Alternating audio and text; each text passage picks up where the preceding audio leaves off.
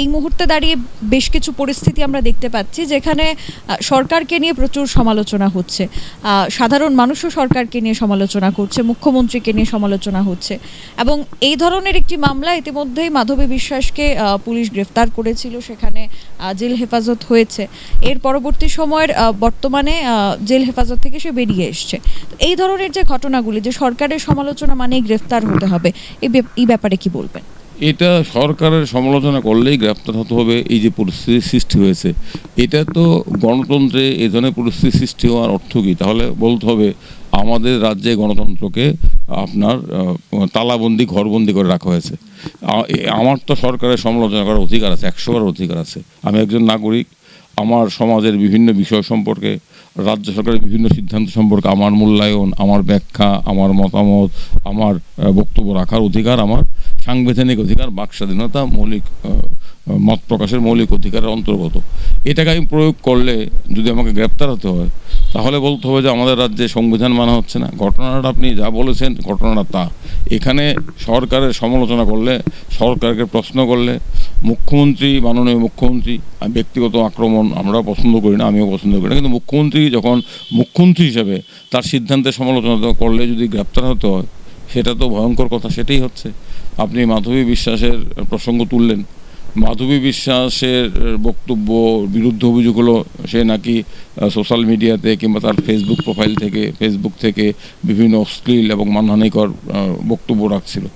এখন যদি কোনো কিছু অশ্লীল হয়, সেটাকে সমর্থন করার কোনো প্রশ্ন নেই, কিন্তু মানহানিকর হলে সেটা নিয়ে আদালতে ক্ষতিপূরণের মামলা করা যায়। কিন্তু তার জন্য মাধবী বিশ্বাসের বিরুদ্ধে 4টি মামলা করা হলো, 4টি এফআইআর করা হলো, তাকে সবগুলোতে একই বক্তব্য।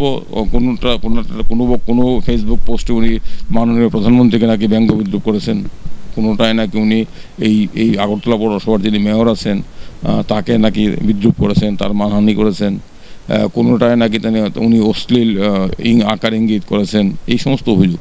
তো এইগুলো তো ফৌজদারির বিষয় নয়, কোনটা শ্লীল কোনটা অশ্লীল এটা তো অনেক তর্ক বিতর্ক আছে। আর অশ্লীলতাকে আমরা কেউ সমর্থন করছি না, কিন্তু মাধবীকে কিন্তু গ্রেপ্তার করা হয়েছে সেই কারণে। মাধবীকে গ্রেপ্তার করা হয়েছে, 4টি এফআইআর করা হয়েছে, কারণ হচ্ছে মাধবী একটা সাধারণ মেয়ে, সে সাধারণ হয়ে সমাজের সবার কথা বলছিল, নাগরিক যন্ত্রণার কথা, স্মার্ট সিটির দুরবস্থার কথা। স্মার্ট সিটি আনস্মার্ট সিটি হয়ে গেল। মাধবী স্মার্ট সিটিতে অ্যাক্সিডেন্ট করেছিল, তারপর সে ফেসবুকে তার ক্ষোভ উগরে দিয়েছিল, সরকারের সমালোচনা করছিল, মন্তব্য করছিল। এতে একটা সাধারণ মেয়ে এতটা সাহস পেয়ে যাচ্ছে, এতে সরকার আতঙ্কিত এবং শঙ্কিত হয়ে পড়েছিল। কারণ সাহসটা কিন্তু সংক্রামক, ভয়টাও সংক্রামক। যখন মানুষের মুখ খুলতে শুরু করে, মানুষ কিন্তু একজনকে দেখে আরেকজন সাহসী হয়। মাধবীকে দেখে অনেকেই সাহসী হচ্ছিল, এটা সরকার প্রমাদ গুনেছিল। সেই কারণেই মাধবীর বিরুদ্ধে 4টি এফআইআর করা হয়েছে। যাই হোক, মাধবী 60-65 দিন জেল থেকে বেরিয়ে এসেছে। আমরা মাধবীর পক্ষে লড়ছি, কারণ আমরা মনে করি প্রত্যেকটা নাগরিকের বাক স্বাধীনতা, মৌলিক মত প্রকাশের মৌলিক অধিকার আছে, মাধবীরও এটা আছে। এবং মাধবীর উপর আক্রমণটা, মাধবীর বিরুদ্ধে 4টে মামলা, এর মূল উদ্দেশ্য একটা মেসেজ দেওয়া, যাতে করে সবাইকে বুঝিয়ে দেওয়া, তোমরা যদি সরকারের বিরুদ্ধে মুখ খুলো, কোনো তির্যক মন্তব্য করো, কোনো প্রশ্ন তুলো, তাহলে কিন্তু তোমাদের দশা মাধবীর মতোই হবে। আর অশ্লীলতার প্রশ্ন যদি উঠে, অশ্লীলতা সারা রাজ্যে অশ্লীলতার উৎসব চলছে। নেশা কারবারকে প্রশ্রয় দেওয়া অশ্লীলতা নয়, দুর্নীতিকে প্রশ্রয় দেওয়া কি অশ্লীলতা নয়? আমাদের দেশের কিংবা রাজ্যের নেতারা যে সমস্ত কথাবার্তা বলেন এগুলি কি অশ্লীল নয়? হ্যাঁ, এখন আমিও তো বলতে পারি, আমি একজন বাংলাভাষী, বাংলা আমার মাতৃভাষা।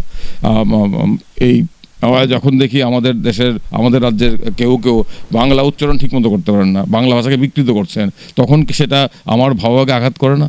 এগুলো নিয়ে কথা বললে আমি দেশদ্রোহী হয়ে যাব? তো মাধবীকে গ্রেপ্তারের মূল উদ্দেশ্য ছিল একটাই, মানুষকে ভয় দেখিয়ে মানুষের বুক বন্ধ করার চেষ্টা করা। কিন্তু এটা সফল হয়নি, বরং মানুষের মধ্যে প্রচণ্ড বিরূপ প্রতিক্রিয়া সৃষ্টি হয়েছে। মানুষ দিন দিন মুখ খুলতে শুরু করেছে।